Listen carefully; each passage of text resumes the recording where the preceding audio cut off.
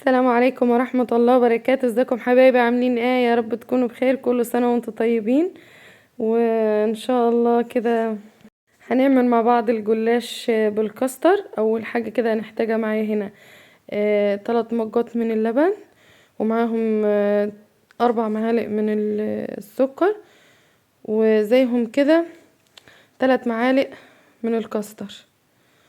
هدوبهم كويس قوي مع بعض. هو ده الكاستر اللي انا حطيته. طبعا انا حطيت ده كله كده على الرخامة، وهحركهم ادوبهم كويس قوي، وهاخدهم احطهم على النار. بس قبلها هضيف باكت من الفانيليا ده، وهفضل هقلب فيهم، يعني ايدي فيهم على طول، علشان ما طبعا يبقى قوامه كده كريمي. طول ما انتي مستمرة في التقليب كده يبقى القوام كريمي. انا هنا طفيت النار خلاص، وهنا معايا هضيف الصينية اللي هو القالب الكبير ده. طبعا بالنسبة اي حاجة تحطيها، صينية، مدورة، قالب، اللي يريحك.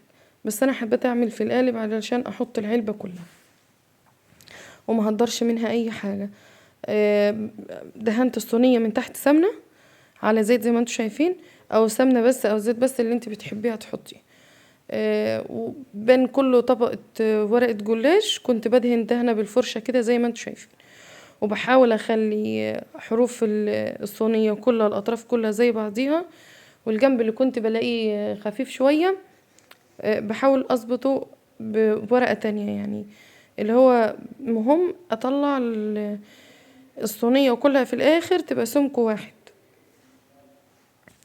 زي ما انتم شايفين كنت بحاول افرغ الورق بتاع الجلاش كده. تقريبا علبة الجلاش دي 12 او 13 ورقة. المهم كنت بقسمهم بالنص، قسمتهم بالنص، وفي الطبقة اللي المفروض هنضيف فيها الحشو اللي هو ضفت فيها الكاستر. طبعا الكاستر ما شاء الله قوامه كريمي كده زي ما انتم شايفين. بس الطبقة اللي بننزل عليها الكاستر مش بندهنها سمنة.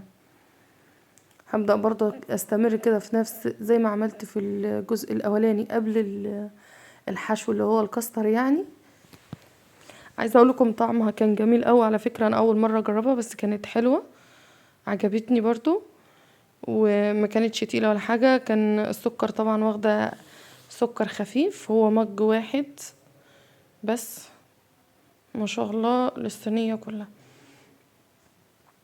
حبايب قلبي، ما تنسانيش بقى باللايك والاشتراك وتفعيل الجرس للكل علشان يوصل لكم مني كل جديد.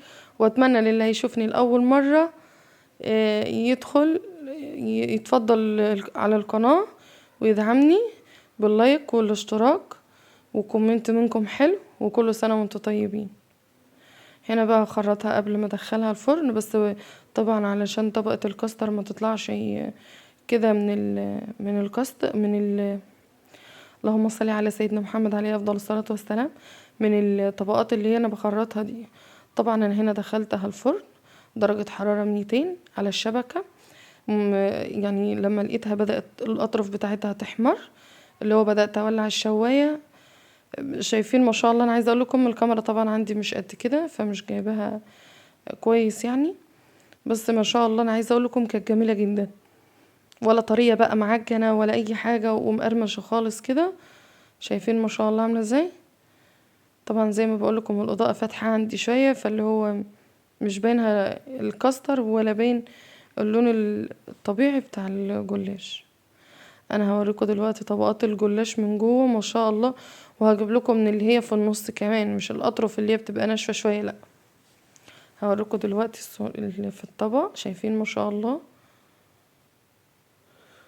ولونها اهو، ومفرغه خالص زي ما انتوا شايفين كده. حبايب قلبي، يا رب الفيديو يعجبكم. وبتمنى ان انتوا تجربوها، ولو مش هتجربوها ادعموني باللايك. مع السلامه يا حبايب قلبي، كل سنه وانتوا طيبين.